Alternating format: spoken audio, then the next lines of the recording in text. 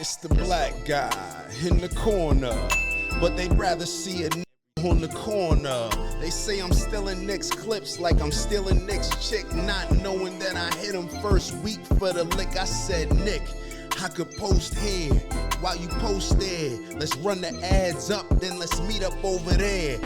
Good evening, everybody. You're watching America First. My name is Nicholas J. Fuentes. We have a great show for you tonight. Very excited to be back here with you tonight on Wednesday.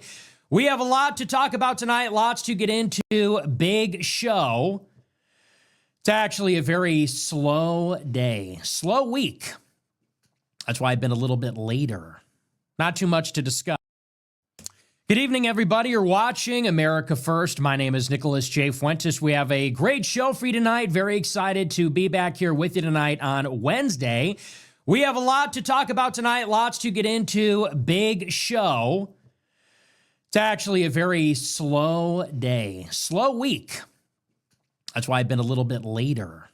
Not too much to discuss, but our featured story, we're going to talk all about these meetings that are going on. How can we describe it without being anti-Semitic? You tell me. What are we supposed to call this? So we discussed this a little bit last night. Over the past few weeks, there have been several high-level meetings of Jewish people? Jewish people? What else you want to call it? First, there was the Republican Jewish Coalition Summit in Las Vegas. What do you want me to do with that one?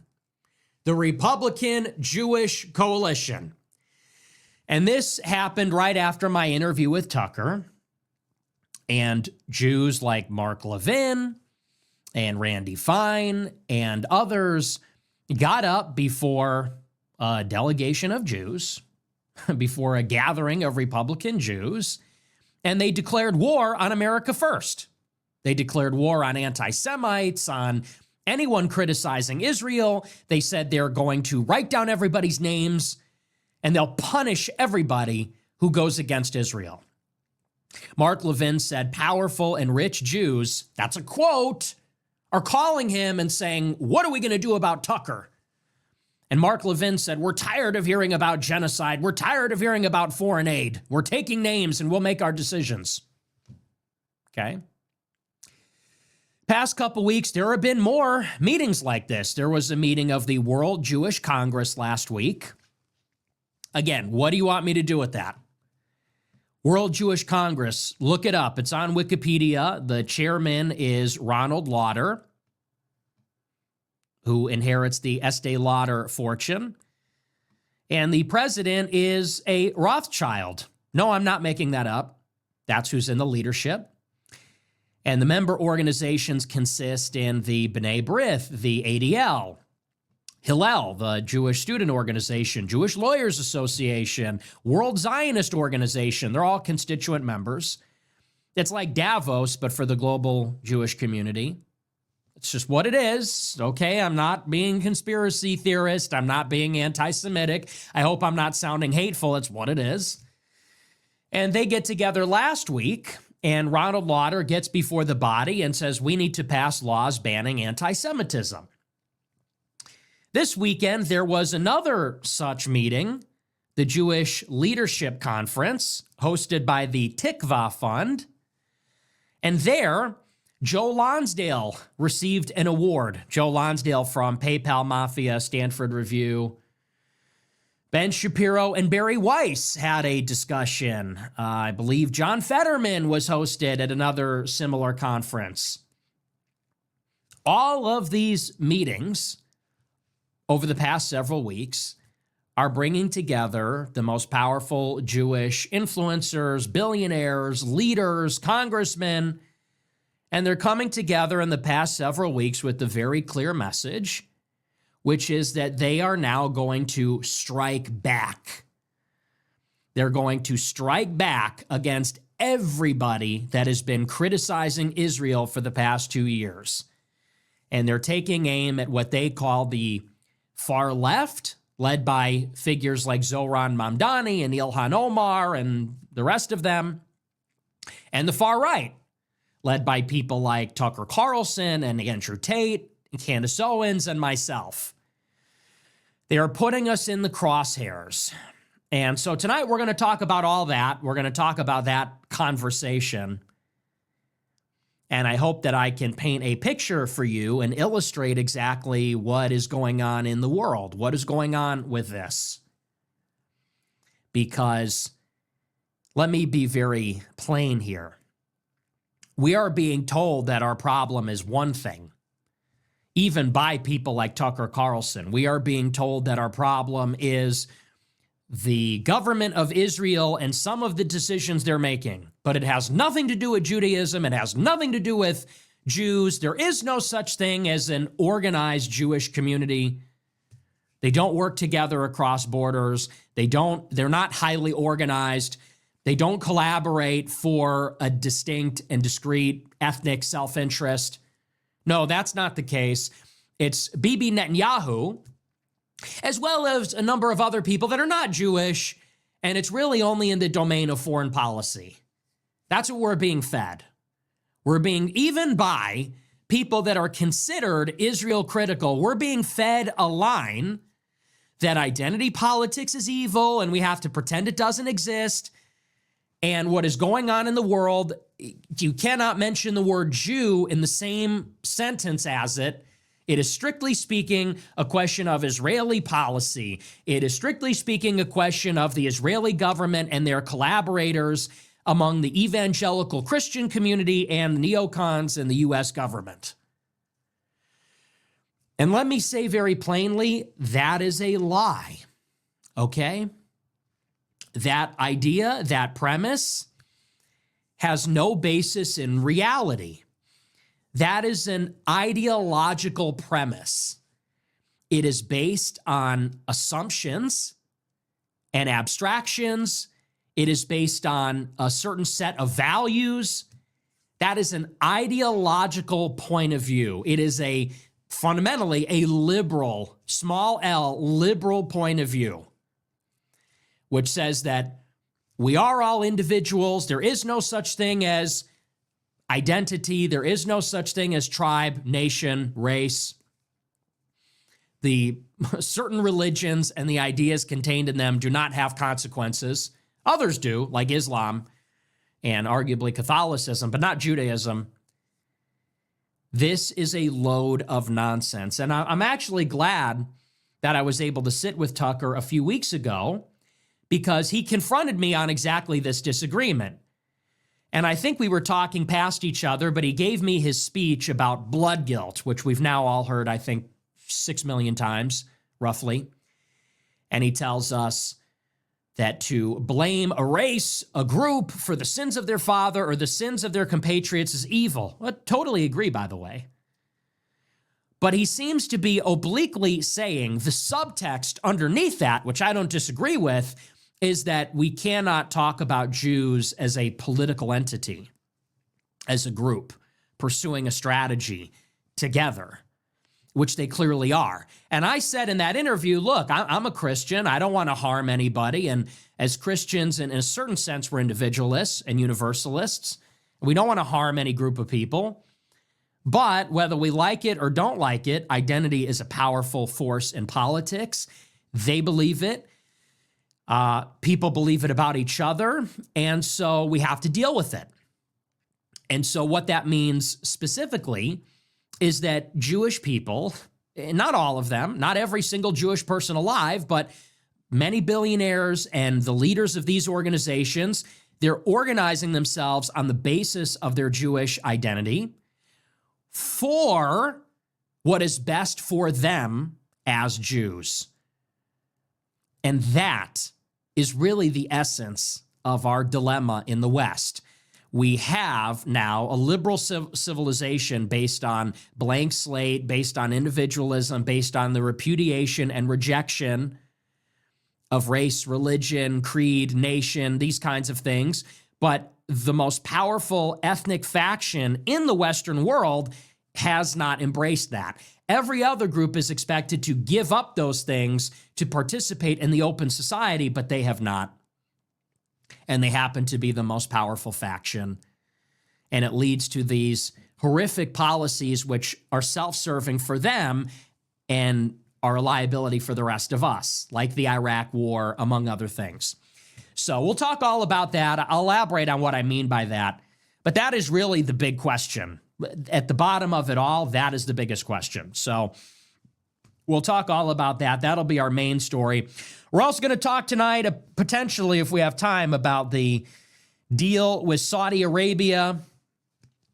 If you're interested, some geopolitical analysis. Yesterday, there was a very high-level meeting between the Crown Prince of Saudi Arabia, Mohammed bin Salman, and President Trump, and it looks like a major diplomatic revolution. The fate of Saudi Arabia hangs in the balance as China and the United States are competing for the allegiance of the middle powers, these other major economies that seem to want to extract benefits from both sides in the Cold War between Beijing and Washington. And it looks as though Trump has secured the fealty of Saudi Arabia after a freeze in relations under the Biden administration. There was a discussion about a wide-ranging agreement that includes nuclear, F-35 fighter jets, potential security guarantees, investment from Saudi Arabia's sovereign wealth fund. And so we'll talk about that if we have time. Although I'm not sure that we will, but if we have time, we'll get into that too. Should be a pretty good show. Before we get into it, I want to remind you to smash the follow button on Rumble, smash the like button, leave a comment, and let me know what you think about the show. Check out our store, Fuentes.store. We have our Wang Half t-shirt, and we have the hat in 3 colors, blue, camo, and black. Make sure to get it before the holidays. Check out our subscription website, americafirst.plus. It is $15 a month to get access to the entire video archive of every show, speech, debate, interview, collaboration, gaming stream I've ever done. $100 a month club, you get all that. Plus, you get access to a group chat with me. Other big announcement today, I finally released my fall playlist on my Telegram channel. Everybody's been asking me for it. And it has been, I think, very warmly received. So if you want my fall playlist on Spotify, it's on my Telegram channel, t.me/Nick J. Fuentes, to check that out. 3,000 saves already. People are loving the fall playlist. It's not for everybody. If you're a boomer, just don't even bother. I know boomers are going to listen to it and they're going to hate it. So it's really for young people. But that's that. We're going to move on. We're going to get into our show. The first thing, though, that I want to talk about, really interesting. Tonight, there's not a ton of news, so I really want to talk about some of the ideas which have been brought to the center lately. And I've been doing this. I've been talking a lot about strategy. I've been talking a lot about the ideas, trying to clarify for people that don't understand what we're really about and what we're trying to do and how we're trying to achieve it. And this is a perfect example of this. So last night on my show, I forget the context exactly. I think we were talking about how Democrats and Republicans came together to compel the release of the Epstein files. You had a Democrat, Ro Khanna, and a Republican, Thomas Massie. And they worked together on this discharge petition, which forced a vote on their bill, which would order the DOJ to release the Epstein files. And I said, isn't that a remarkable blueprint? Isn't that an example of bipartisan cooperation? Republicans and Democrats are at each other's throats. There's gridlock in Washington, longest government shutdown. I said, but this is an example of maybe where the populist left and the populist right can find common ground on something that we all agree is important, which is, in this case, accountability for the oligarchs. That's really what Epstein is about. Epstein is about the pernicious influence of foreign states using their intelligence apparatus to manipulate our oligarchs, our powerful private and public people that have influence over our society. That's what the story is.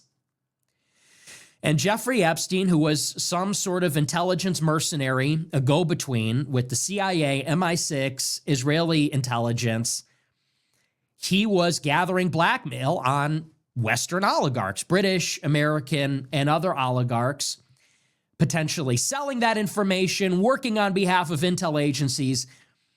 To what end? Well, that's why we need to see the files. We're not actually sure the breadth of that network and the substance of what he was gathering on these people and to what end. And so there's a bipartisan consensus on this issue. This bill was passed 427-1 in the House yesterday, adopted 99-1 in the Senate, is going towards the president's desk for a signature. And I said last night, isn't this a blueprint for how the populist right and the populist left can find common ground and actually change society? We can unite against the center. We can unite against the center right and the center left, which have themselves seemed to struck a bargain of their own variety. The center right and the center left are collaborating to protect the system. Center right and center left are in favor of the warfare state. Center right and center left protect the oligarchs, money in politics, Wall Street, Silicon Valley, the billionaires. And so I said last night, wouldn't it be a creative way to change how the table is set if instead of the right and the left fighting each other, and we're both disappointed by what we get from Republicans and Democrats, what if the far left and far right united as ordinary people on the basis of overthrowing the oligarchs? And I said, in order for this to be possible, there would need to be a compromise. And the compromise is this. The left is going to have to give up their anti-white polemical rhetoric and policies, the grievance politics. They're going to have to give up mass migration.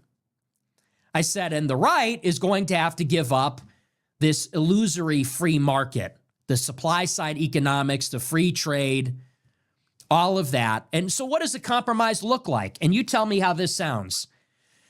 We have some sort of national effort to have universal education, universal health care. I don't love it. I don't think that's going to work, but I can live with it. And in exchange, we close the borders and we prevent all this mass migration from coming into the United States. On the left, they get what they want. They get their affordability. They get their public transit, education, social safety net, these sorts of public services. But they're not going to be able to have all the mass migration. Maybe they can live with that too. So I say this last night, and the clip goes out on Twitter, and predictably everybody has something to say, and people are calling this National Socialism, which is Nazism. It's Nazi politics. They said, wait a second, you want cheap health care and closed borders? You're a Nazi. That's actually National Socialism, because you're a nationalist and you're a socialist. It's in the name. That's what a Nazi is. So Dinesh D'Souza, who was born in India, Vivek Ramaswamy, who is an anchor baby and a big pharma scam artist, and many leftists too, they said, this is Nazi politics. So let me get this straight. Zohran Mamdani wins the mayoral election in New York campaigning on affordability. He says, we want affordable public transit, affordable housing, affordable groceries, affordable health care, public services. Donald Trump wins the election saying, we want borders.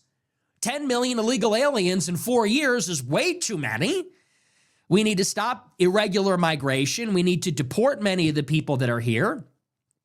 We need to do this so we can put American labor first, so that Americans can have access to hospitals and schools, so that the cost of living is not being driven up by this glut of foreigners moving here, so that we still have some recognizable society. And so here I am saying, I have an idea. Why don't we take what people on the left care about, what people on the right care about? Let's just do both.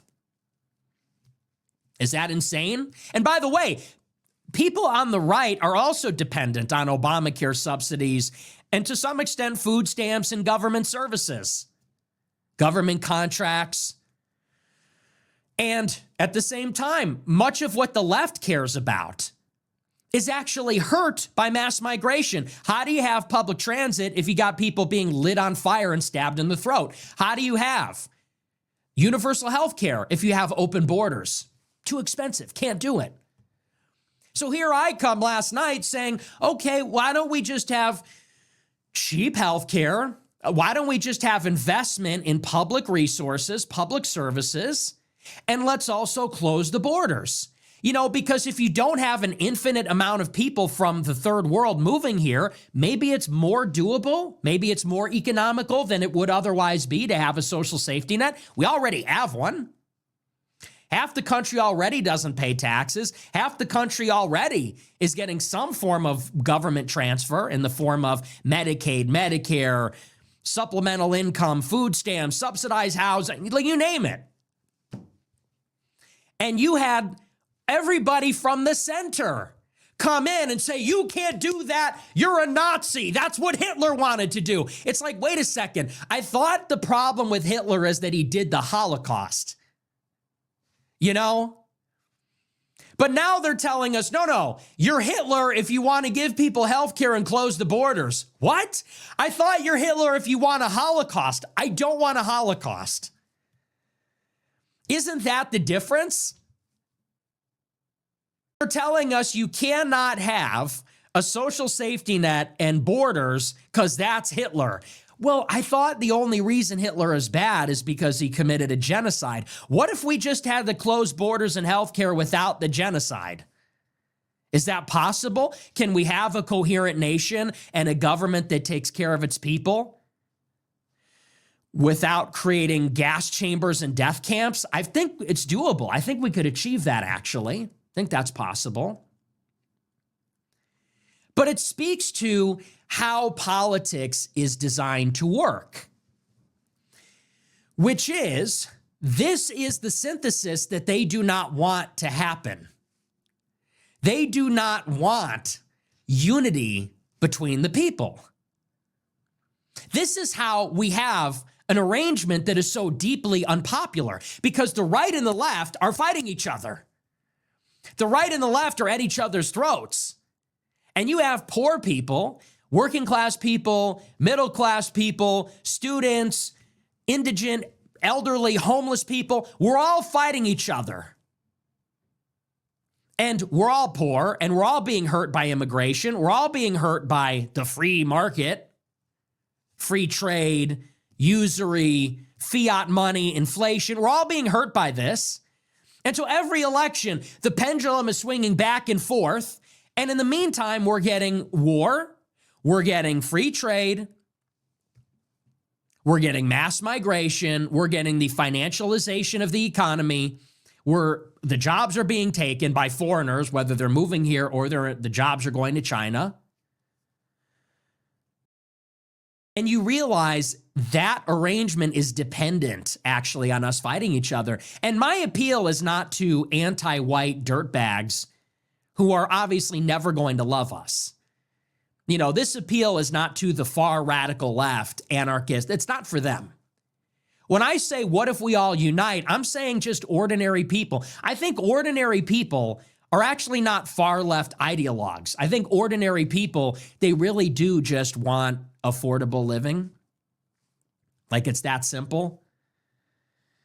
There's a small minority, I think, on the far left that truly and deeply hate white people. There's irreconcilable differences. It's not to say that non-white people aren't vaguely racist against whites. I think whites are vaguely racist against non-whites. Everyone has that on some level. But the idea that you can't appeal to the masses with a populist message is insane. And by the way, the Democrats tried to do that in 2024. Why do you think Kamala chose, I don't even remember his name. What was the Minnesota, what was his name again? Why did they choose Tim Kaine in 2016? Why did they choose Joe Biden, for that matter, in 2020? Why did they choose, I already forgot his name, in 2024? Why did they put a camo hat for Kamala? It's because they realized the anti-white politics were a liability. And so anyway, I've been thinking a lot about this and realizing there really is something there. But the far right and the far left both have to let go of some of the hang-ups there. Or you could say, it's better said, the populist right and the populist left both have to let go of some of those hang-ups. I don't know why Crystal Ball has to call me a Nazi every time she talks about me. I don't know why Cenk Uygur has to say I'm a terrible person every time he talks about me. These are like, you know, we totally disagree with them. Is that helpful to say, you're horrible people? We both don't have power. Hey, Cenk. Hey, Anna Kasparian. Hey, Crystal Ball. Hey, the people at Drop Site News. None of us have power. None of us, whether it's Republicans or Democrats, none of us have power. Is it really helpful for us to be calling each other horrible people and to try to gatekeep the other side in this way? And anyway, so this is part of the conversation I'm trying to get going. And at the same time that I'm talking about this, it's very interesting. At all these various meetings of the organized Jewish community, they're having a very similar conversation. And you're hearing this all the time. Increasingly, when you hear these pro-Israel Jewish advocates, they talk about the crisis of declining support for Israel. The dialectic they always create is the Zoran Mamdani's on the left and the Nick Fuentes is on the right. That's always the thrust. They say the Democrats are controlled by the radical progressives who hate Israel because they're third worldist, because they hate success and they're jealous.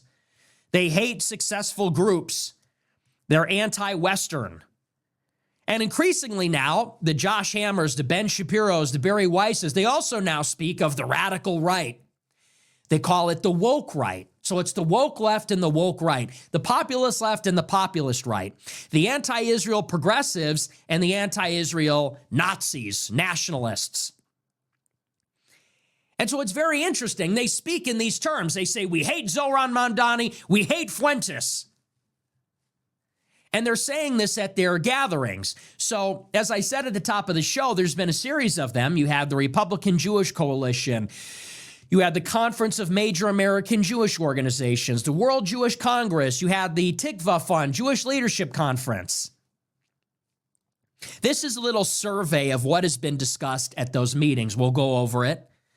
This is an article from Information Liberation by the great Chris Menahan, who's been truly exceptional and a great journalist.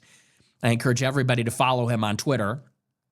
He writes about these gatherings, quote, the theme throughout the World Jewish Congress, Jewish Leadership Conference, and the Jewish Federations of North America's General Assembly over the past few days was a pining for censorship to suppress Tucker Carlson and Nick Fuentes on the right and anti-Zionist backers of Zoran Mamdani on the left. Okay, so World Jewish Congress, Jewish Leadership Conference, Jewish Federations of North America's General Assembly. Now, in the first place, before we even get on into what they talked about at these meetings, let's just first say, what else are we supposed to call this other than conspiracy? What else are we supposed to call this other than identity politics? Organized Jewry. Seriously, because I would love for Tucker Carlson to explain to me, I would love for Ben Shapiro, Candace Owens, any of them who deny this, please explain to me, what is this? What are all of these groups? Who are these people? What are they actually? The World Jewish Congress, the Jewish Leadership Conference, the Jewish Federations of North America. What are we to make of this? This is totally unique. There is no other group of people that does this. I'm Italian, Mexican, and Irish. Is there anything comparable for any of these groups? Is there a World Irish Congress chaired by billionaires and bankers? No. Is there an Italian Federation of North America led by billionaires and influential groups? No. This is totally unique. It's unique in terms of the level of organization how many of them there are, how powerful they are. The constituent members of these organizations have tons of influence as lawyers, as bankers, as Hollywood talent agents, as billionaires.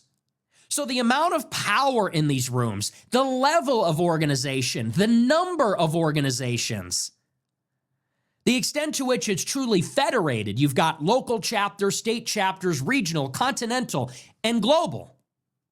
So highly organized, highly federated, a concentration of power. And they're organizing around the basis of what exactly? Neoconservative ideology? No. Support for the government of Benjamin Netanyahu? No. Support for the policies of the government of Israel? No. As a matter of fact, they disagree on these things. They disagree on all these things. What are they organizing on the basis of? Well, it's in the name. It's on the basis of their Jewishness. It's that they're Jewish. What does that mean? Well, ask them. Are they all religious? No. Not all of them are religious, and if they are, not all of them have the same religious sect. They're organizing on the basis of Jewish identity, which is ethnic, it's genetic, it comes from the mother, and it's a distinct ethnic group. Ashkenazi Jews, Sephardic Jews, among others, Mizrahi Jews, there's many different types. There's a genetic basis, it's an ethnic national identity, and there's also this tradition, culture, religion, Yiddish and Hebrew, the book, the bar mitzvah, the stereotypes, all these types of things. So highly organized, a concentration of power and influence on the basis of their identity. And what is the purpose of these groups? What is the purpose of these organizations? Are they there to enjoy their Jewish traditions? Is it a big party where they enjoy Jewish food and Jewish music and they just kind of hang out?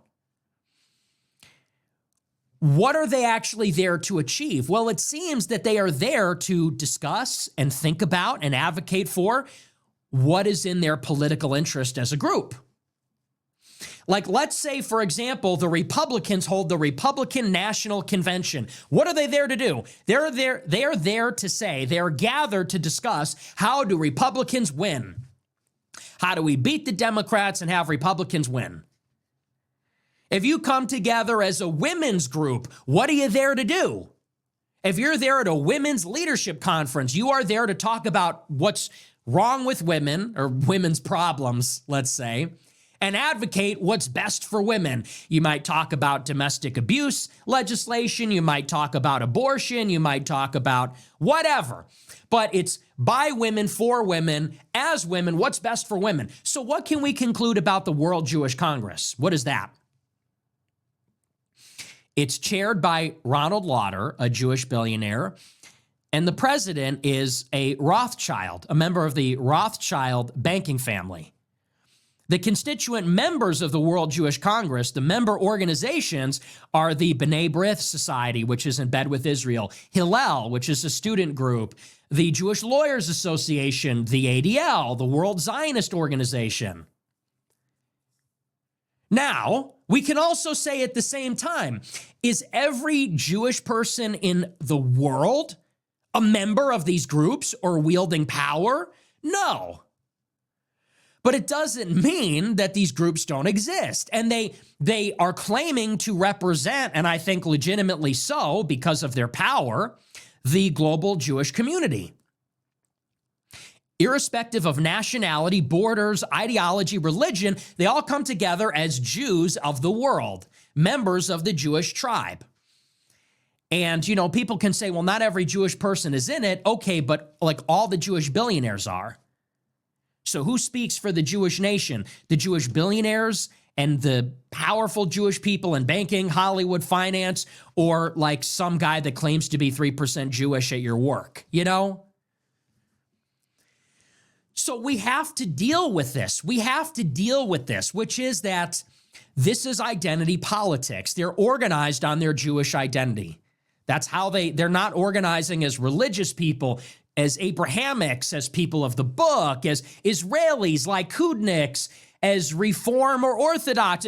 They're organizing as Jewish people worldwide. They're organizing for the benefit of those Jewish people. What's best for us? Not as Americans, Germans, not as religious people, not as conservative. What is best for Jews? And they come together with their position, with their resources, to dedicate themselves in this personal mission. They're all advocates. So when, let's say, Antony Blinken is at the State Department, when he visits Israel, he says, I'm not just here as an American diplomat, I'm here as a Jew. Well, what does that mean? When Ronald Lauder sells his perfumes and makes billions of dollars, he's not just a perfume salesman or an American businessman, he's Jewish. He's an advocate. And the same goes for the rest of it, okay? Now, we have to deal with this as a political reality. Do you think that this might be a reason, this dynamic might be a reason why there is such a double standard between the Holocaust and every other genocide, between anti-Semitism and every other kind of hate speech, between support for Israel and support for any other ally? Think about all the double standards. You can be racist against whites, blacks, Hispanics, Indians, but not Jews. You can debate the merits or the facts of the Armenian genocide, of the Yazidi genocide, of the Kurdish genocide. You can go down the list, but not the Holocaust. That has a dogma that is enforced in museums everywhere. You can debate whether we should support Saudi Arabia, Qatar, NATO, Japan, but not Israel. Do you think that this highly racially loyal group, highly organized, with concentrated power, going into the world asking what is good for us as a group, you think that might have to do with it? We have to deal with this. And by the way, and by deal with this, I mean from an intellectual point of view. We can't just say we're going to ignore that. We have to engage these facts if we're going to understand how the world works and if we're going to understand how to change politics. We have to deal with this intellectually. As inconvenient as it is, it's an uncomfortable conversation, but it's there. So what do you call this? I call this organized Jewry. It's Jewish organizations, it's very powerful Jews organizing on the basis of their Jewishness for their benefit. I call it world Jewry. It's not just Israel. It's Jewish people in America, Europe, Asia, Latin America. It's not just Israel. It's not just people caring about Israel. It's people caring about Jews wherever they are across the entire globe. And that is how we must engage with this. We cannot say that any insinuation that groups exist, that individuals self-identify as members of groups, and that groups act in institutions for distinct interests. We can't say that all of that is blood guilt.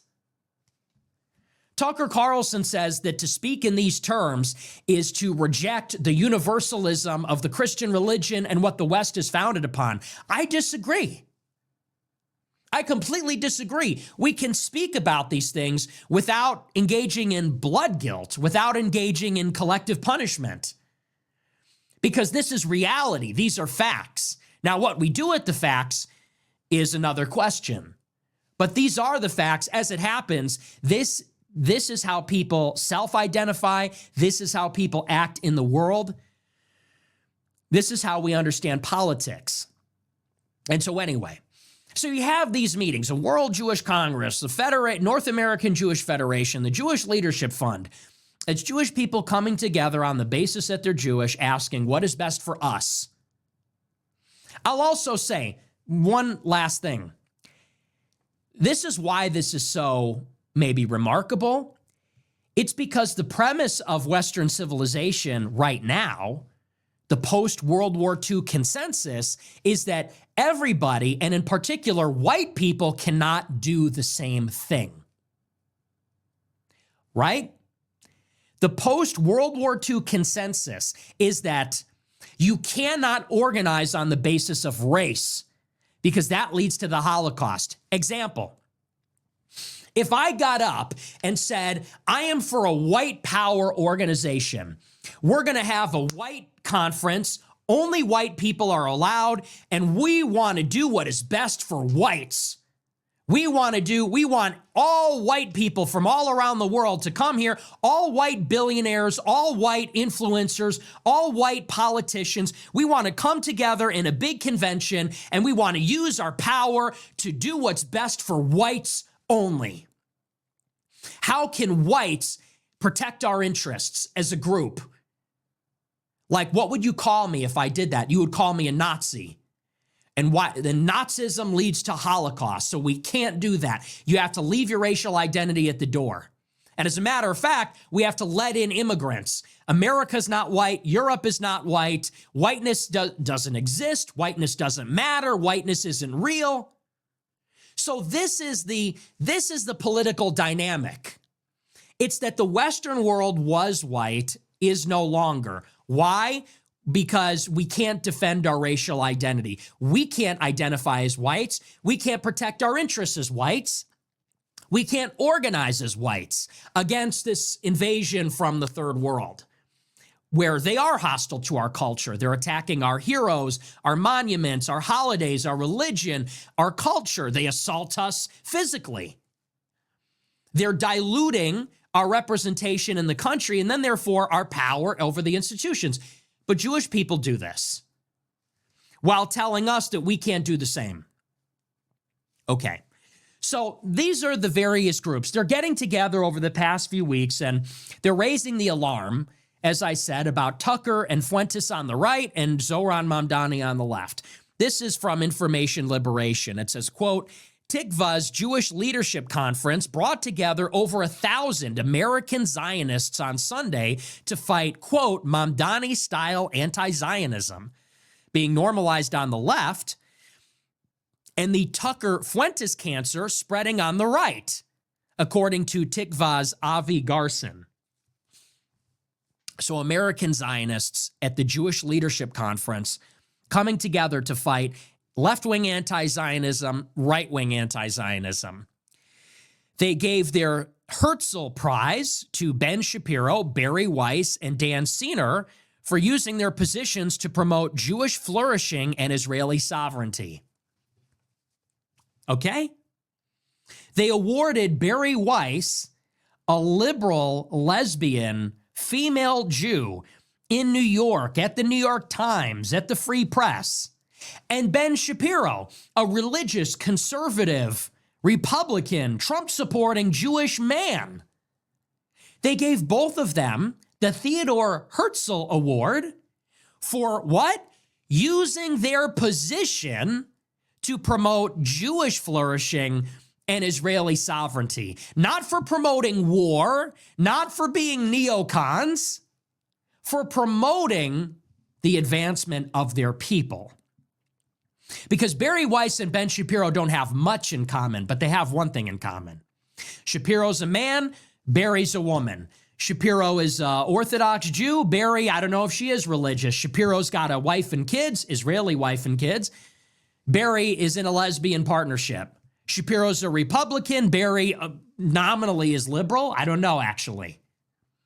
What do they have in common? Well, they're both Jewish. And they both want to advance the interests of Jews in America and Jews in Israel. And they're being rewarded for it by the Jewish Leadership Conference. Here's your award. Here's your Herzl Prize. Jonathan Silver, the chief programming officer for Tikva, said, quote, Ben Shapiro devoted an entire show to explaining why, in video clip after video clip, Tucker Carlson is the most virulent super spreader of vile ideas in America. The common theme throughout the talk was the importance of repudiating Tucker Carlson, Nick Fuentes, and Candace Owens, especially by those in the conservative movement, according to Tali Goldshaft, one of the attendees. She said, Barry made a point of stating that J.D. Vance has yet to distance himself from Tucker Carlson, which remains quite disconcerting. Elise Stefanik also spoke about combating anti-Semitism at the event and attacked Governor Hochul as well as Mayor-elect Zohran Mamdani. The event was titled, Can the Jews Save the West? Palantir's Joe Lonsdale and his wife were also given awards. Israel First GOP mega donor Paul Singer is listed as a top donor. Other speakers listed for the event included Elliot Abrams, Ruth Wiss, and Trump's U.S. ambassador to the United Nations, Mike Waltz. The Trump admin in September awarded Tikva with the largest grant in NEH history, $10.4 million to counter the pathology of anti-Semitism and to teach the Talmud. You could be forgiven if thinking that I wrote this, that I made this up. Okay, guys, so there's a Jewish leadership conference, and Barry Weiss and Ben Shapiro won an award for putting Jews first, and they attacked Tucker and Fuentes and Zohran Mamdani, and Joe Lonsdale was there, and Elliot Abrams was there, and Trump gave them money to teach the Talmud, which hates Jesus. It sounds like the schizophrenic, allegedly, ravings of the most virulent anti-Semitic groypers on the show. But no, this happened in reality. And we could point out all these different connections, by the way. So let's just start with this. This is the Tikva Fund. The Tikva Fund, their major backer was Roger Hertog at one time. Tikva Fund gives a lot of sponsorships and grants and fellowships to up-and-coming political people. For example, Jacob Reeses, J.D. Vance's chief of staff, is a Tikva Fund fellow. The Tikva Fund gave a grant to the Shalem Center in Israel. The Shalem Center was founded by Yoram Hazony, who you might know. Yoram Hazony runs National Conservative Conference. Barry Weiss was trained at the Shalem Center after she graduated from Columbia in 2004. Barry Weiss received an award here. Barry Weiss is over at University of Austin in Texas, which was funded by Joe Lonsdale, who also received an award here. Joe Lonsdale was in the PayPal Mafia with Peter Thiel and David Sachs and many members of this current government. Lonsdale was the head of Stanford Review at Stanford at one point. Okay, so like all these people are connected. All of these people, and of course, Lonsdale is tight with Peter Thiel. Peter Thiel was a major backer of Vance. Peter Thiel was also on Barry Weiss's show. Vance has a chief of staff that was a Tikva fellow. Are you starting to sort of get the picture? All these people, right and left, are part of the same fake discourse. Barry Weiss is now running CBS because David Ellison acquired Paramount in a purchase subsidized by his father, Larry Ellison, who is tight with the Trump administration and Benjamin Netanyahu in Israel. The Trump administration, which gave a grant to the Tikva Fund.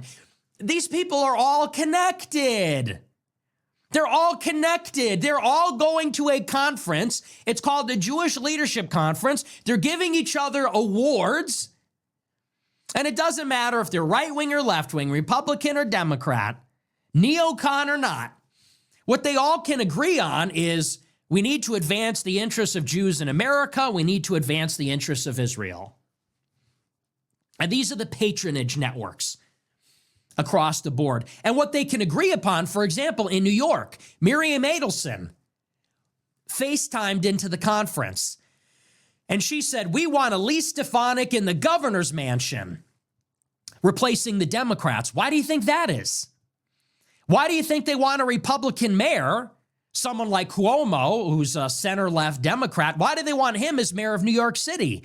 Eric Adams, the current mayor of New York City, was in Israel this week saying, I served you. I served you people. Why? Because New York City is the capital of world Jewry.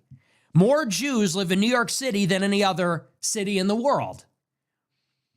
It's a fifth or a quarter of New York City's population is Jewish, including many of their most powerful billionaires like Bill Ackman, including their institutions like Columbia University, where Jewish students are 25% of the student body. And when you have pro-Palestine protesters at those universities, or you have a socialist mayor that wants to hurt the Jewish landlords by freezing the rents, that's going to hurt the capital of world Jewry. So that's why they were hell-bent on Cuomo. That's why they're hell-bent on getting Stefanik in charge of New York State. Stefanik was the one in Congress that hauled the president of Columbia and UPenn and Harvard before a congressional hearing last year and got all those people fired for tolerating so-called anti-Semitism on the campus. Do you see? This is the influence operation. This is the patronage network.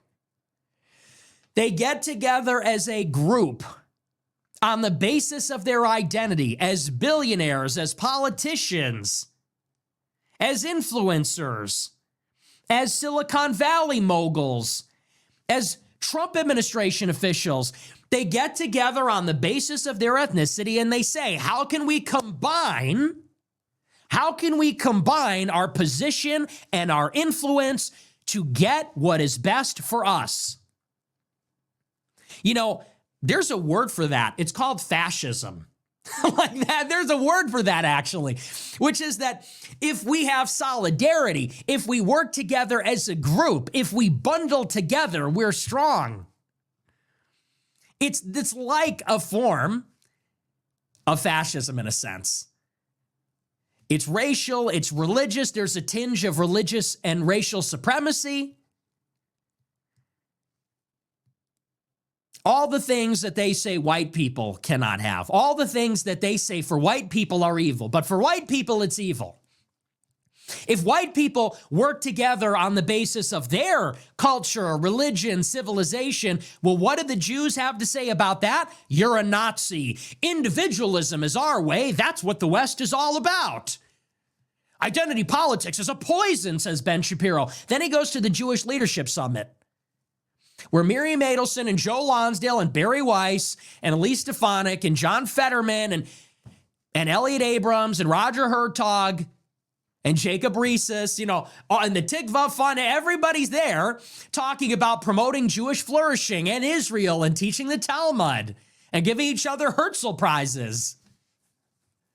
This is the tension at the center of the West. This is what connects the issues of our time, which is that we have no sovereignty because of this oligarchy, and also that our race is being genocided, that we are besieged by migration. And it's not to say the Jews are doing white genocide, but it is to say we are being programmed to believe that identity politics is bad for whites. Because if we used identity politics, we're the biggest group in America, and we could repel the invasion. We would take pride in our country and who we are, and we would be able to say we have a right to determine who comes here. We like the way things are.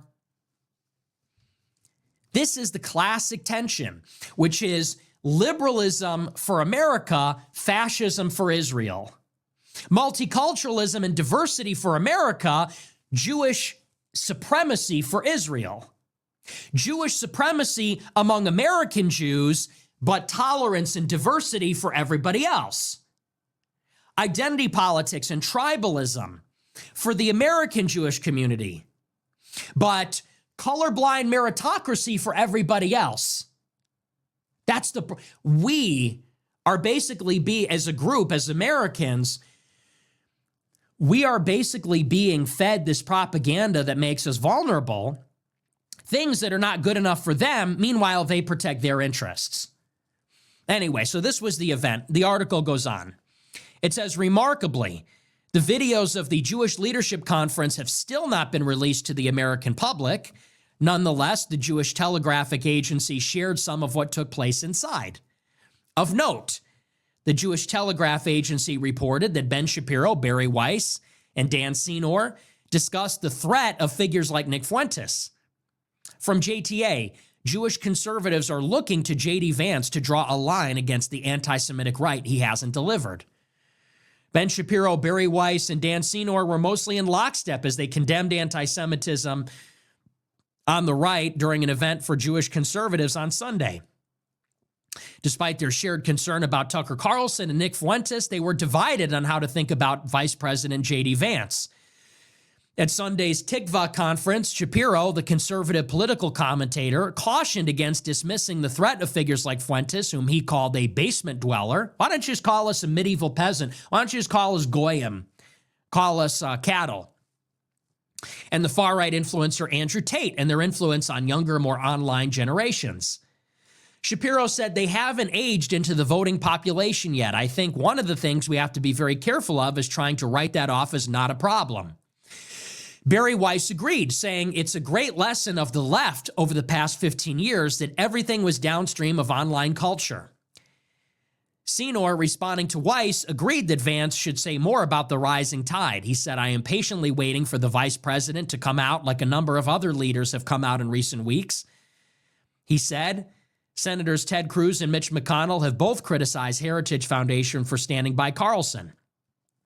Jonathan Silver, the moderator and Tikva's programming officer, cut in at one point saying there's comfort to be had in the fact that elected leaders have acted in such a patriotic American way.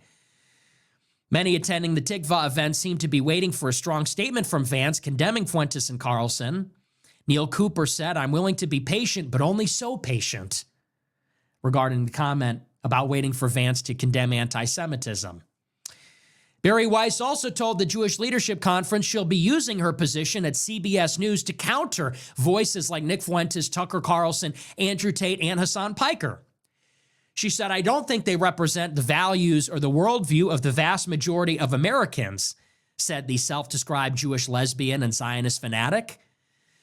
The theme continued at the Jewish Federations of North America General Assembly, where former Obama speechwriter Sarah Hurwitz lamented to the Federation that people are finding content from Al Jazeera and Nick Fuentes, seeing videos of the carnage in Gaza. She said Holocaust education backfired in part as people see Palestinians as victims of the Jews. She said they think the lesson of the Holocaust is you fight the big, powerful people hurting the weak people. She said that's the wrong lesson to draw. Something similar also went down at the World Jewish Congress, where the President Ronald Lauder said laws must be passed to ban anti-Semitism. He said big names with millions of followers are telling lies that Jews control the government, the media, and the nation's foreign policy.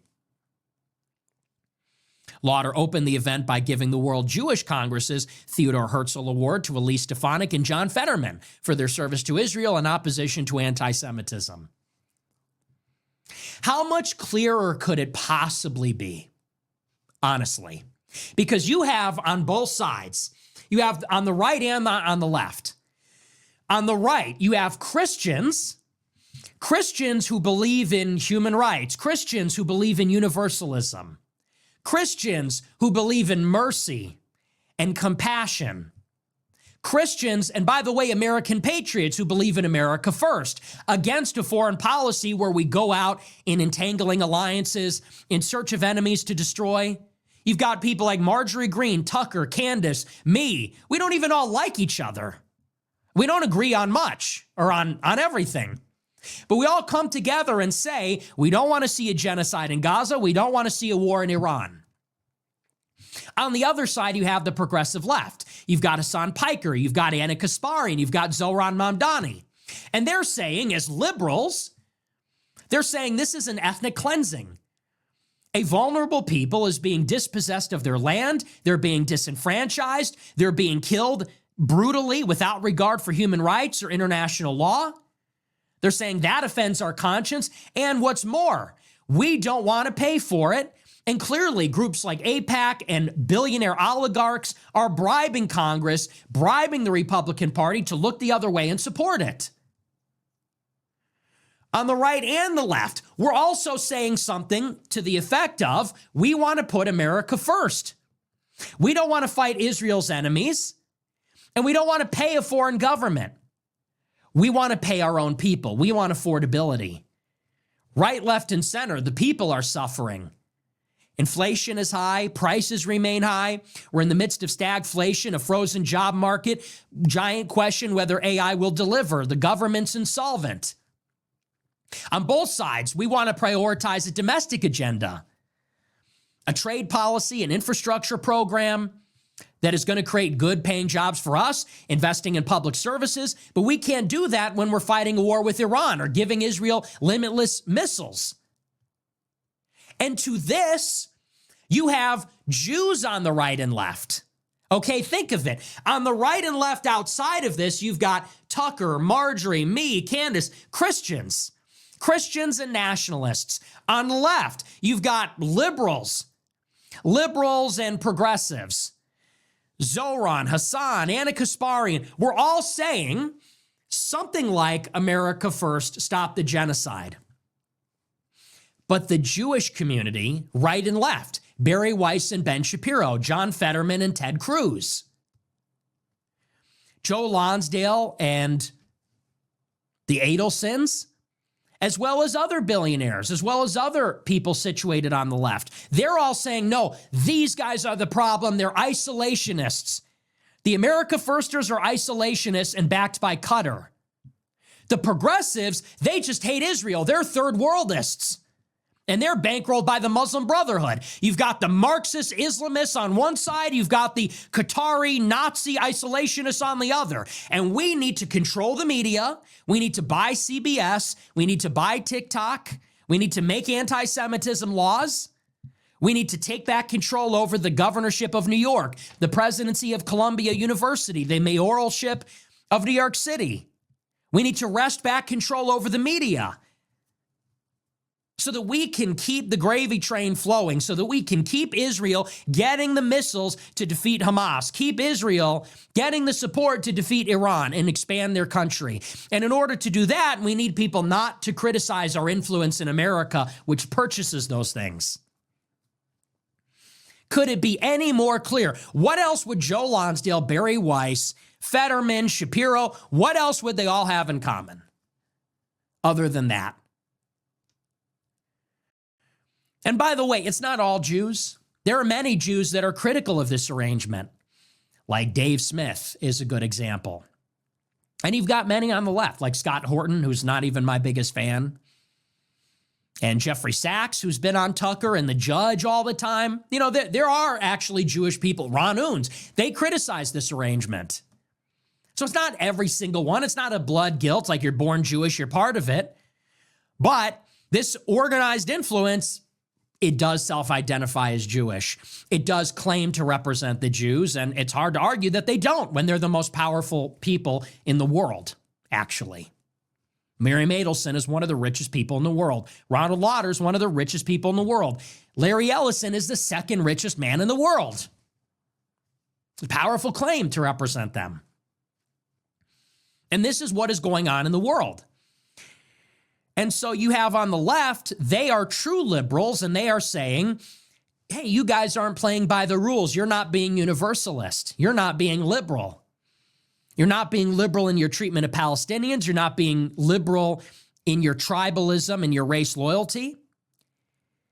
You are not being liberal in the sense that you have power, and power is the basis of predatory behavior, let's say. And on the right, we're saying, well, you're telling us that we can't be tribalistic as whites. We can't defend our interests as whites and Christians. But this is what you do all the time. You're trying to moderate the right, tell us don't engage in identity politics, but you do it all the time. This is the current arrangement. This is the situation. And understand, the Jewish right and left are working together. And they want the American right and left to fight each other.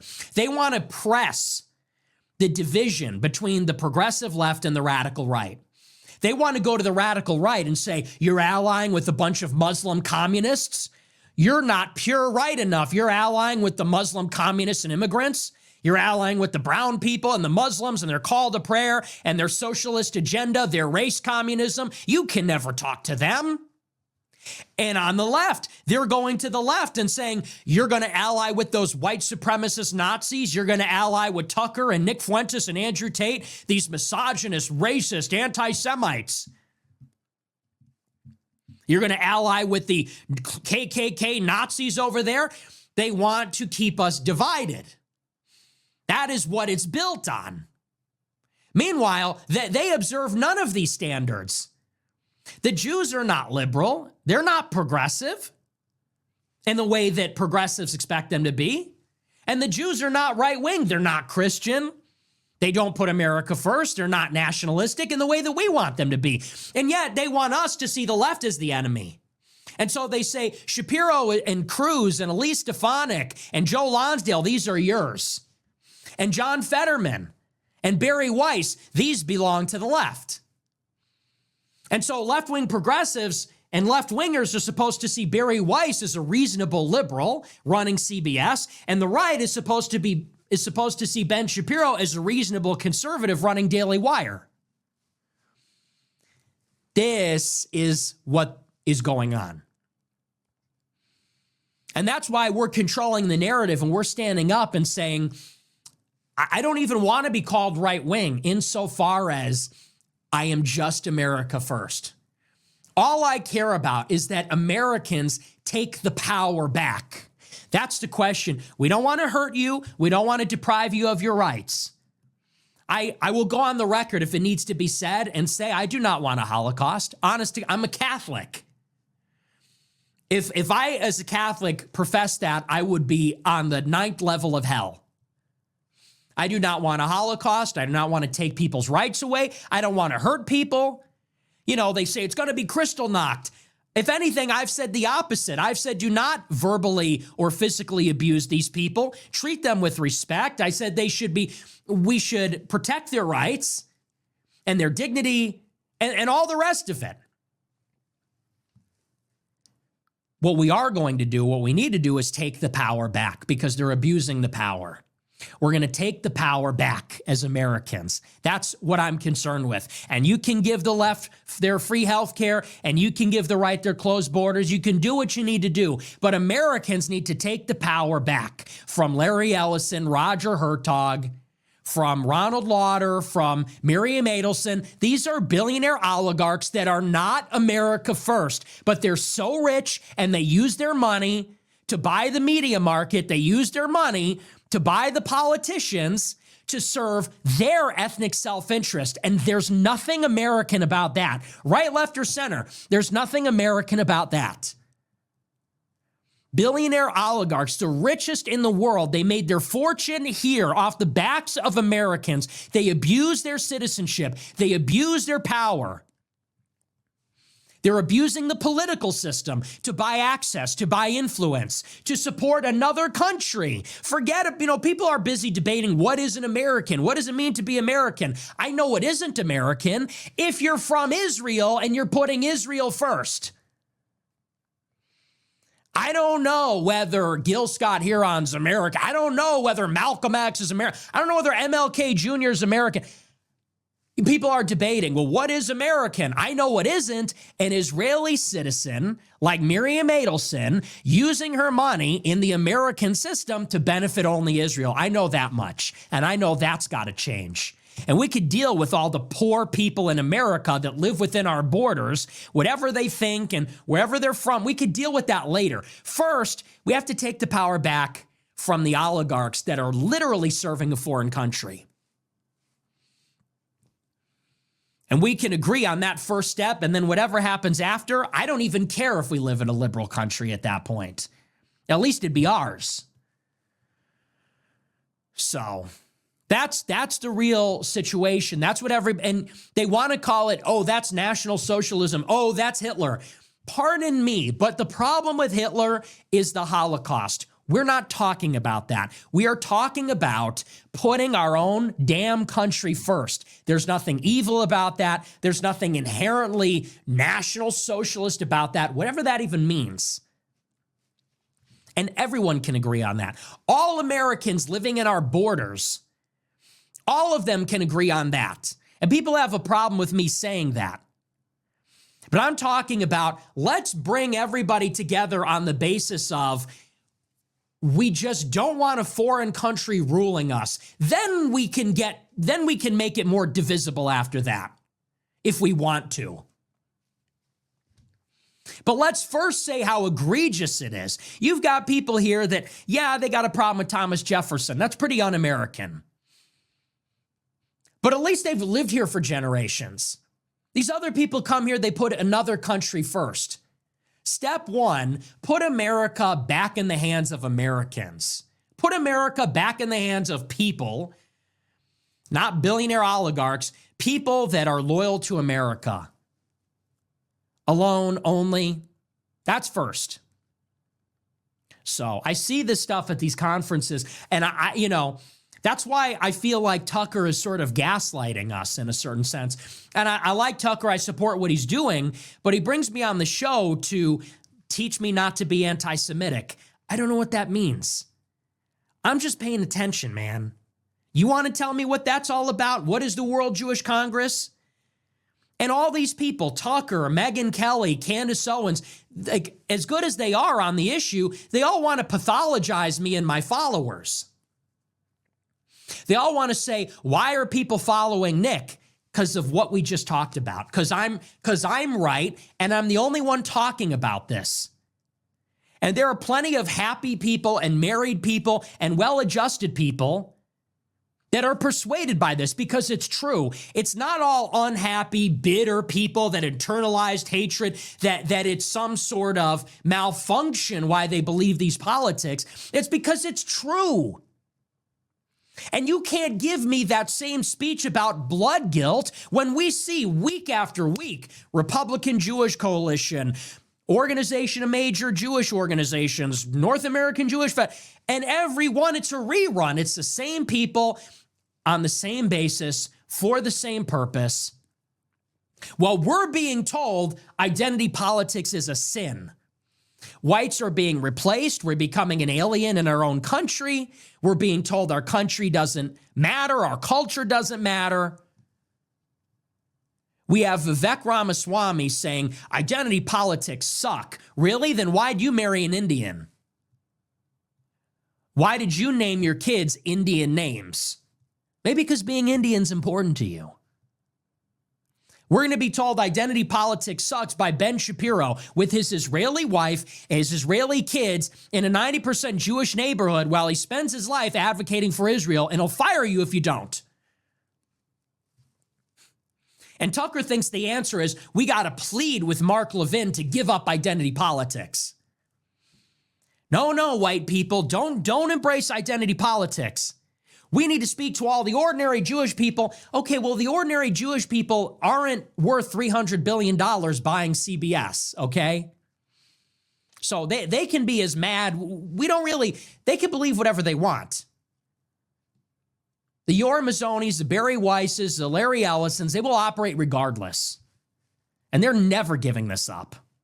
So is the solution to wait for Barry Weiss to stop being race loyal?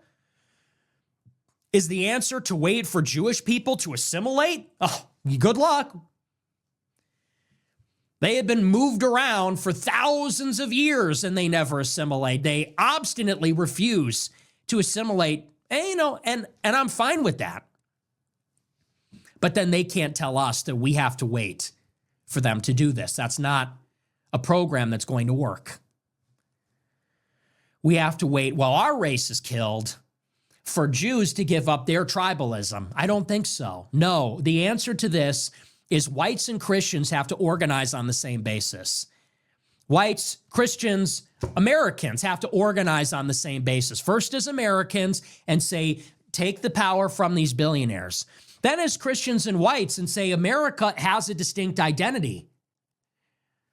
The Romans, the Greeks, the Enlightenment, the Age of Exploration, the Renaissance, this is who we are. The Jews have a glorious past. They have a great tradition. So do we, and we want ours too. Let Israel be Israel, let Rome be Rome. Anyway, so that's all that. That's in a nutshell, that's what I believe. And I find it so hard to understand why people can't wrap their head around this. How can you watch a show like this and say that this is based out of irrational hatred, prejudice? In The Atlantic, I got in an argument with the journalist that wrote a piece about me. He said, let's talk about your bigotry. Is that bigotry? Is that obstinate prejudice and hatred on the basis of race? I don't think so at all, actually. I think this is just an engagement with the political reality of the time. We're reading what they say. We're talking about what they do. We're just being realistic about it. So this has been the Tucker cost. This has been the campaign. And it is a response to them losing control over the narrative. And these influencers like Hassan Piker and Andrew Tate rising up. People like Tucker and me and Candace and Marjorie. And on the other side, Ilhan Omar and Zoran Mamdani and Cenk and Anna Kasparian criticizing Israel, criticizing this Israel-U.S.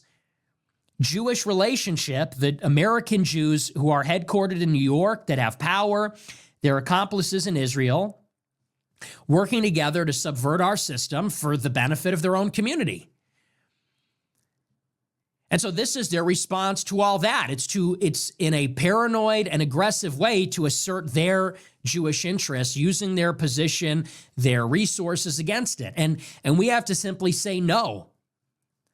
Whites and Christians have to say no, like we're not going to be pushed around. And all Americans need to say, not just whites and Christians, but all Americans need to say we're not going to be pushed around by this small group. We're not going to be pushed around or bribed or bought or manipulated by this group that only cares about their own country and sees themselves as in a siege, surrounded by enemies, suspicious and distrusting of everybody, hostile to anyone that criticizes them, keeping everything all in the family. You know, that's not the American way that you yourselves pushed on everybody else. So that's that. We're going to move on. Ooh, I think we're out of time. So we're going to move on. We'll take a look at our super chats. We might get to Saudi Arabia tomorrow, I guess. But we're going to move on for now. We'll take a look at our super chats. We'll see what you guys have to say. Let me know what you think. Like I said, kind of a slow news week, so I wanted to get into some of these ideas here and just say what I've been thinking for the past few weeks because, you know, it's like I've been saying for months. You have this one thing going on, which is that people are generally becoming aware of Israel and Jewish identity and the role that Jewish organizations play in influencing the American system. And the organized Jewish community is fighting back against this. There's a tug of war. That's one thing. Now, part of the reaction to this is people like Tucker and Megyn Kelly and Candace. You know, when someone like myself talks about it, they try to tone police me or they try to gaslight me. And they say, well, you know, it's one thing to criticize Israel's wars. It's another thing to talk about the Jews. It's like, okay, but that's what this is. So, and my discussions with Dave Smith and Tucker and others have all but, and Candace Owens for that matter, and my encounter with Megyn Kelly has all but confirmed this. They don't want to have a structural analysis of why this is happening. They don't want to talk about Jewish identity politics for whatever reason. They want to circumscribe the conversation and confine it to the narrow domain of Israel's domestic policies. But that's not what this is about. So anyway, that's that. We're going to move on. We're going to take a look at our super chats. We'll see what you have to say about all this. And that's why we're going out in the midterms. Americans first. I'm getting a lot of free press on this. The Free Press. I guess that's why they call it the Free Press. Barry Weiss's outlet, the Free Press, put me on the front page promoting my nonprofit. I guess you could call that the Free Press. They're giving me free press. Ben Shapiro covered it. They hate the idea that we're going to act. We're going to act in the world politically, create leverage, seize power. This is what they don't want to happen. Peacefully, legally, politically, using the proper channels. This is what they don't want us to do. Anyway, we're going to take a look at our super chats. Let's see what you have to say. And this is why they hate Nick Fuentes. All right, this is why they hate Nick Fuentes. They always try to present him as a far right person, but in all actuality, this is why all the far right, left, all that rhetoric, we see how it manipulates us. Nick's willing to work with the left. Nick's willing to work with the left as long as people are prioritizing America. And this is why they fear him, because when you start to prioritize America, you start to ask questions. And you start to dig deep and you start to realize that, damn, we've been manipulated. We've been pitted against each other as right versus left, Democrat versus Republican. Who's benefiting from this? Who's benefiting from this? And this is why I always go into following the money. Who's putting money behind both parties? because money controls people, right? Money control, just like money is the reason why we wake up every day and do certain things that we don't feel like doing, being around certain people that we don't feel like being around is because of the money. So if money's controlling things, then I look at these both of the parties and see which organizations are putting money into both parties, because those are the ones controlling both parties. So what does it end up being? Silicon Valley, Big Pharma, and Israel. And obviously there's a whole bunch of stuff that encapsulates when I say Israel. So Nick being willing to work with the right, Nick calling on the left to pair together with the right, Nick saying that, hey, I'm cool with, free healthcare or subsidized healthcare of some sorts, but as long as we can end this migration crisis. Now, are people on the other side willing to say, hey, let's end the migration, but they're also going to get health care. So are they willing to balance it out? Like the left has to give up their thoughts on migration, perhaps, while the right has to give up a lot of their thoughts on capitalism and the free market. And Nick said later on in the show that he's willing to give up whatever. He's even willing to live in a liberal country as long as it's working for the people. It's a government by the people, for the people. Let me get exactly what he said. At least it would be ours. That was a powerful comment that he said. I don't care if I live in a liberal country, at least it would be ours. All right. So a lot to unpack here. Let me start with the notes. So Nick was talking about the universal health care, and this is what happens when we have our priorities straight. When we have our priorities straight, it allows us to almost have a guardrail system or a compass that when we're navigating through these different challenges, when we're looking at different policies, different things that people are presenting to, or that they want America to get involved with, or that they want to push as an American policy, let's look at the priorities. Is this good for America? When you prioritize America and you ask that question of, is this good for America? What will be the impact? What are the positives? What are the negatives? What are the potential situations that this decision can get us involved in? That's why Nick is dangerous, because let's be real. When we're talking about Israel, when we're talking about how we back Israel as our special friend, when Netanyahu's talking about, the people in the Middle East, they think y'all are the big Satan and we're the little ones. Well, why do they think that? Perhaps us backing Israel is the reason why.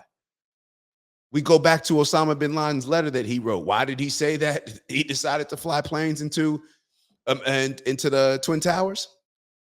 Why? Because we were backing the things that Israel was doing in that region, that they were using us as their bully to get everything that they wanted to do, which a lot of it was death and destruction. And we're seeing that play out right now with the current genocide.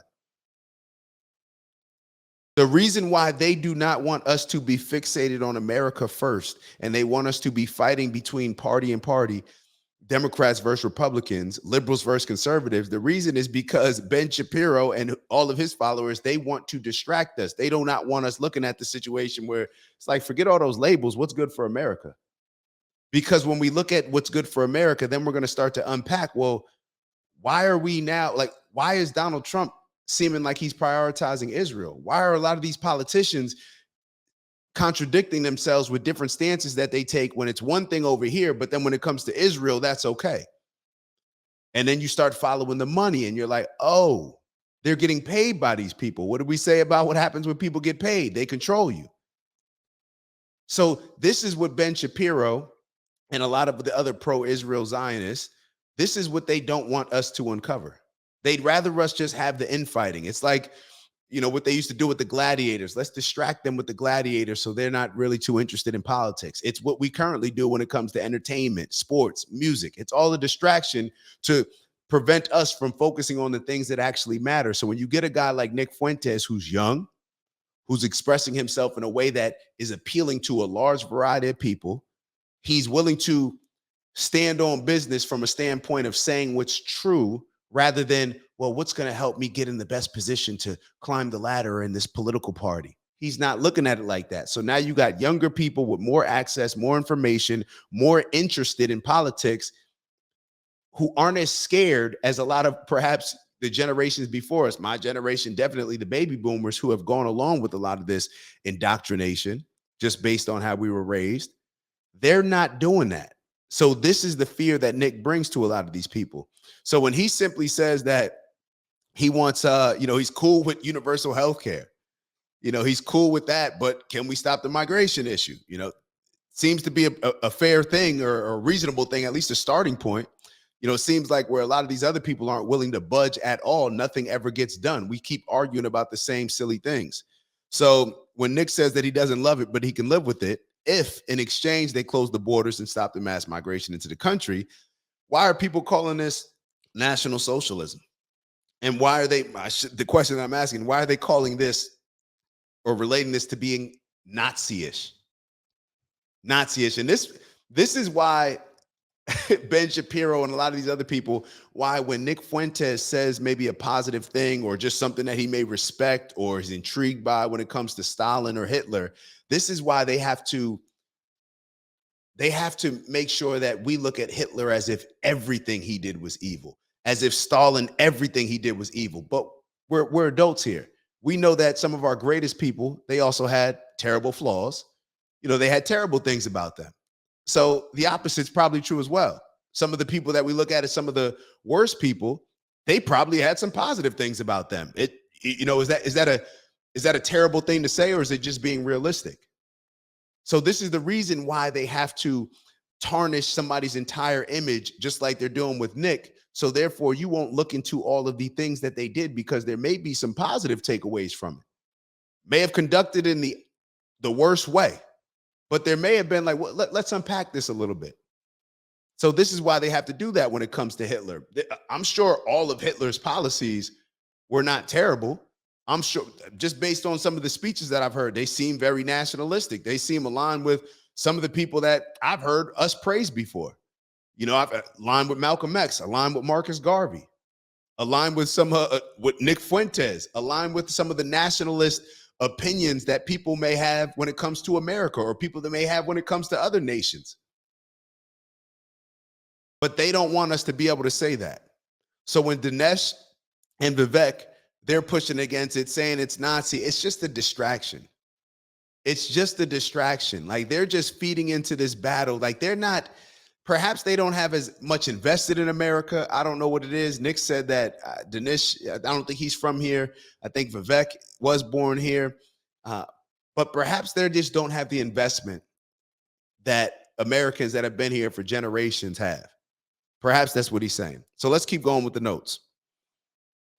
Oh yeah, so he was talking about Hitler a little more, and he's like, I thought the problem with Hitler was that he did the Holocaust. Like, I thought that was the problem, because y'all never made it about his policies, so to say. Matter of fact, we never really learned about his policies, because all of it was about, oh, he did the Holocaust, so he's just a bad person.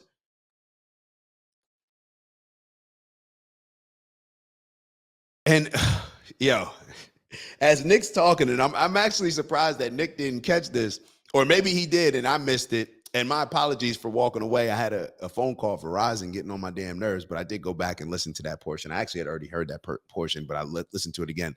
But think about this. Think about this. A closed border and healthcare, right? That's what a lot of people are saying. Nick is pushing Nazi policies, right? Isn't that exactly what Israel is? Let me say it again. Nick wants a closed border and subsidized healthcare. And they're saying that it's a Nazi policy. But isn't that exactly what Israel is? Closed border. Israel doesn't want more Muslims coming in, right? More Arabs coming in to throw off the ratio, right? So the closed borders, and then you have the subsidized healthcare. Isn't that one of our biggest complaints, that we're sending Israel all this money? They got subsidized healthcare, subsidized college education. So it's just another goofy example. It's just another example of all the goofiness that goes on, that I guess they just assume that we can't think for ourselves.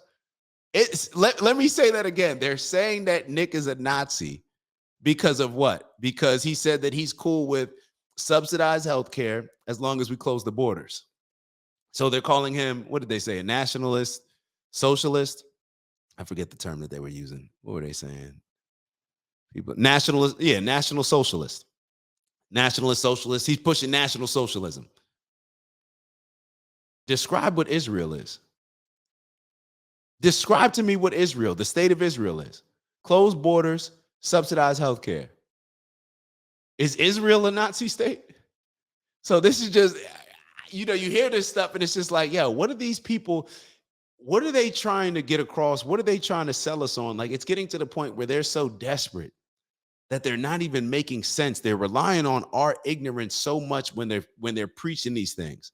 They're relying on us being ignorant because that's the only way that we could hear what they're saying and just walk away with it. Is like, yeah, I'm aligned with that. That's it's they either want us dumb, they either want us submissive, just do what they say, because that's when they start instilling the bullying tactics and whatever that may be, whether we're going to cancel you, whether we're going to make it so you can't get a job somewhere. All these different tactics are used for the same reason. And it's to push whatever it is that you want for your agenda onto the American people. And people are just not going for it. And that's why Nick is growing the way that he is. All right, so let's keep going. All right, so then they start going on the topic of this organized Jewry. So I looked up organized Jewry the other day, and my takeaway was that, a group of organizations that lead the culture, organized, Jewish, whether it's the Jewish Republican Coalition, all these Jewish powers throughout the world that unify and push whatever agendas that they have. That's was my takeaway from it. Maybe y'all will see it a bit differently. So I don't understand why even using the term or discussing organized Jewry or calling it out is seen as anti-Semitic. I can see why they want us to think that it's anti-Semitic, but is it really? Is it really? And I think we need to be honest with what Nick said, as far as there's no other group of people that have this. Nick mentioned, is there an Italian federation of powerful billionaires that are all over the world and that unify and have this organized approach to prioritizing Israel and their ties, their identity tie based on Judaism and being Jewish? Is there another group of people that do that? It's a unique situation. It's a unique situation. So if they're organized based on Jewish identity, because as Nick discussed, not all of them are religious, not all of them believe in the same things, because you got the Hasidics, you may have conservatives, you got all different types, right? Especially when you start to look at it from an ethnic standpoint or a bloodline, when it comes to, oh, well, this is inherited, this is your mother, so therefore it becomes something different than religion. So when you look at it like this, you're organized based on your Jewish identity. So I don't understand when it comes to organized Jewry why that's an offensive thing. I don't get it, but I'm always open to somebody explaining it to me. And Nick brought up, and it's funny because I saw a video. I guess there's a few people in America that are now getting together doing the white communities, which I have absolutely no problem with. I don't. If a group of people, they want to get together with, whoever it is that they want, they buy a plot of land and they want only certain people on there, then that's cool. Like, if what am I going to be jealous of it? What am I going to be upset? Why would I care that they? So sticking to the script, Nick said if he wanted to do something exclusively for whites, how would that be perceived? If he had an organization, if they had a coalition, if they had instead of the Jewish Republican Coalition getting together and having an event, what if he just had it and only white people were invited? It would be a problem, right? We'd start to say, oh, he's a white supremacist. And it's so funny because the group of people that would, if they did the exact same thing that, let's say, Jewish people do with their coalitions, with their organizations, then Nick would be called what? A white supremacist. But meanwhile, the people that are actually doing the organizing, the people that are actually very successful in this world, very powerful people, very influential, they're doing it. And they actually believe, or certain parts of their scripture, I guess it depends on who you ask, says that they're the chosen people. But the other group would be labeled as the white supremacists, as the supremacists. Let's put it that way. So it's just more of the same when all of this stuff, like, it's just more of the same. It's more of the same. And the more that they try to jam this vision, jam this perspective down our throats, the more we're just going to push back. The more we're going to push back. Let me get back to the notes.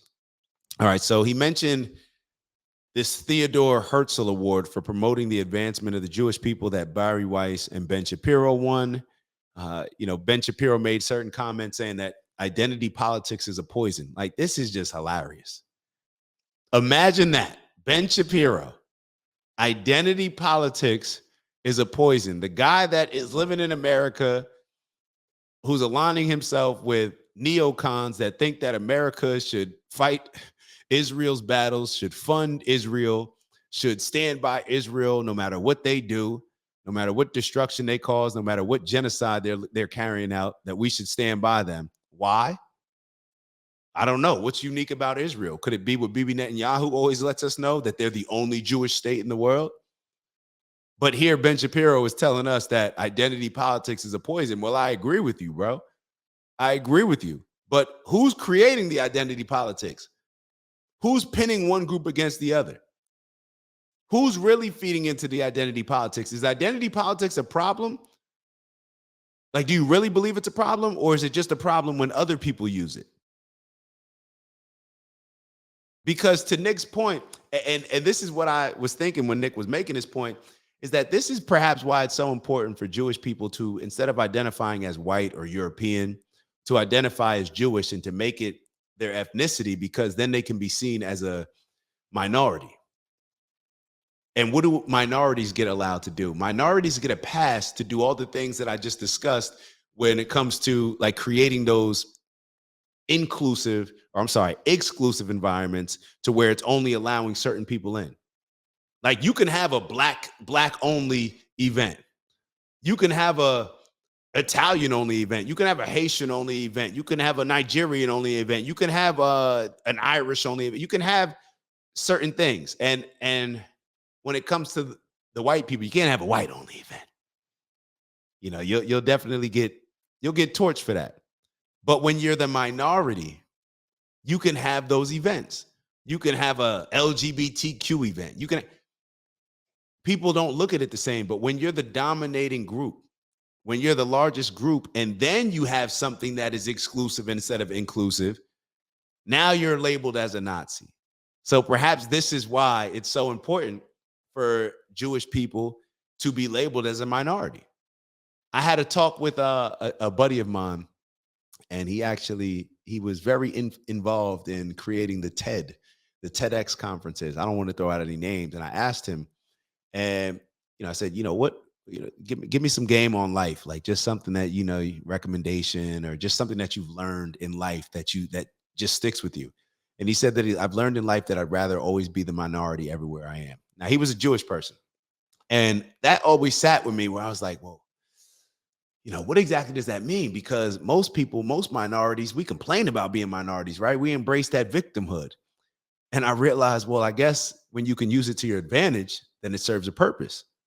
But if you just get caught up in the victimhood aspect of being the minority without executing to actually make it in your favor, then I guess that is where the shortcomings come. So when you can use being a minority to your advantage, let's say like women may have used it, with the women's movement, or DEI, you're using it to your advantage. Well, we're a minority, so we need to level out the playing field. And that's the energy that keeps like coming to mind when I'm hearing all these things being discussed. All right, so let's keep going. Yeah, he talked about how they're trying to bully JD Vance, I guess, into condemning Fuentes and Carlson. I'm sure that Donald Trump not being willing to condemn Tucker Carlson, I'm sure that rubbed a whole bunch of neoconservatives the wrong way. It rubbed a whole lot of these neocons the wrong way. So people can continue quitting the Heritage Foundation. Keep quitting. It doesn't matter. I mean, maybe it matters to the Heritage Foundation. Maybe it's forcing the Heritage Foundation to actually identify what they want to stand on, what their foundational values and principles are going to be. So I like it. But asking Tucker and Trump to condemn, or asking Trump to condemn Tucker and Nick Fuentes, or asking JD, I don't see that happening.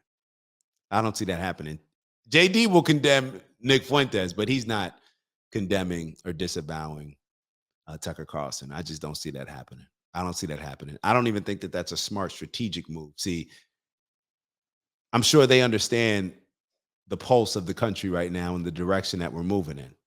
And if you start criticizing certain people because they're exposing certain things of Israel and perhaps Jewish Americans, certain aspects, certain coalitions, certain organizations having a influence on our country and our politicians that we don't like, then you condemning Tucker for exposing those things, how's that going to make you look a year from now, 2 years from now, 5 years from now? Not very good, in my opinion. All right, so let's keep going. And this is the one thing we'll finish off with this. So when Nick pointed out that he believes that Tucker's gaslighting a bit when he brings Nick on the show and he's trying to teach him to not be, anti-Semitic, I do believe that Tucker's not being realistic. I do believe that Tucker's being very strategic and as politically correct as he possibly can, rather than willing to call things out just as they are. He can act as if it's just about Israel, but bro, you're not being realistic. Bibi Netanyahu in Israel doesn't act like it's just about Israel. Bibi Netanyahu reminds us every chance he can get that this is for the Jewish people. Like, this is the only Jewish state. So for Tucker Carlson to always try to, have that shield up or hide behind the fact, well, I'm not talking about Jewish people, I'm just talking about Israel. Well, can you talk about one without talking about the other? Because based on what BB and a lot of other pro-Israel Zionists tell me and the neocons, you can't. One directly has to do with the other. And all of us are aware of that. But why would somebody not call that out? It's because it creates, I guess Tucker's worried about, I don't want to say the word Jewish and by saying that I'm talking about everybody or I'm blaming everybody for the problem. Well, Tucker, you could talk about Israel as a country. I'm sure all Israelis don't feel that way, that supporting Bibi Netanyahu and everything that he's doing in the region. And I'm sure some Israelis don't align themselves with having America support them. There's some rabbis that don't believe that even Israel should exist. So the point that I'm making is that, people have all different types of thoughts on it, but you can't not recognize the fact that the dominant issue, the dominant culture when it comes to Israel is aligned with the dominant culture of Judaism, if that makes any sense. Like, and maybe I'm trying to choose my words too carefully to the point where I'm confusing myself and confusing y'all. The bottom line is, look, Jewish people, it's a cultural thing. It's a cultural thing. We can sit here and call out black people, right? We can call out black on black crime. We can call out Muslims. But when it comes to Jewish people, we have to, you can't just throw that blanket out there. You can't just say Jewish unless you're talking about every single Jewish person. Like, we need to grow up and be realistic with ourselves. No, you can talk about the Jewish influence, the organized Jewry. You're allowed to talk about that. We're allowed to call that out. Everything's allowed to be challenged. And the fact that we have Tucker and perhaps, other people that may be a little bit timid to call it out as straight as they would call out some of these other issues, perhaps that's part of the problem. So here we are. What's going to happen? What's going to happen? I'll tell you what I hope happens is that exactly what Nick described in the beginning of the show, is that people can drop their political affiliations with these gangs that they call political parties, Democrats and Republicans, and simply just come together with a foundational understanding, with the pillar being, we are going to look out for America first and prioritize that and let that be the compass to all of our decisions based on policy or anything else. So that's what I'll leave y'all with. As always, appreciate y'all tapping in. Make sure that you like, subscribe, turn your notifications on so we can make sure that we're the ones controlling that algorithm and not allowing the people, them folk, whoever that is, to control the algorithm. And if you feel it in your heart, leave a message. Leave us a comment. Let us know, thumbs up, thumbs down. Let us know what your experience has been. Let us know what your thoughts are, whatever it may be. Share it with us. We definitely appreciate it. All right. So on that note, I'll let y'all go. I'll have this video up as soon as possible, and then I'll see you on the next one. Ew. It's the black guy in the corner, but they'd rather see a nigga on the corner. They say I'm stealing Nick's clips like I'm stealing Nick's chick, not knowing that I hit him first week for the lick. I said, Nick, I could post here while you post there. Let's run the ads up, then let's meet up over there. Let's figure out a split that's honorable and fair. Tell me where you trying to take it. Bro, I'll meet you there. 1600 Penn, Wash, DC. Swear I saw the vision riding through the DMV. I envision prayers, but I could do VP. Hillbilly, Elegy, fuck, I look like JD. Shout out my cheat code, Dave and Karen raised me. And my big bro, a nuclear family. And they don't like that. Strong fathers in the crib, BLM for that. LBJ society created all that. Victimhood mentality, I can't embrace that. And everything they taught in school, assume it's all cap. Everything I said I'd be, I am that. Everything I said I'd be, I am that. Everything I said I'd be, I am that.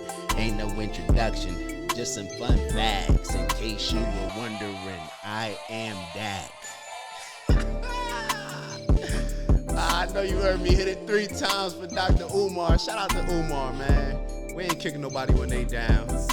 And shout out to everybody that continues to show love, support, appreciating the message that I'm giving y'all along with the bro Nick's message. We gonna keep pushing, man. And shout out to the haters too, cause y'all in the comments heavy too. y'all the ones that gave me the inspiration to create this song. They kept saying like, who's the random black guy in the corner? I am.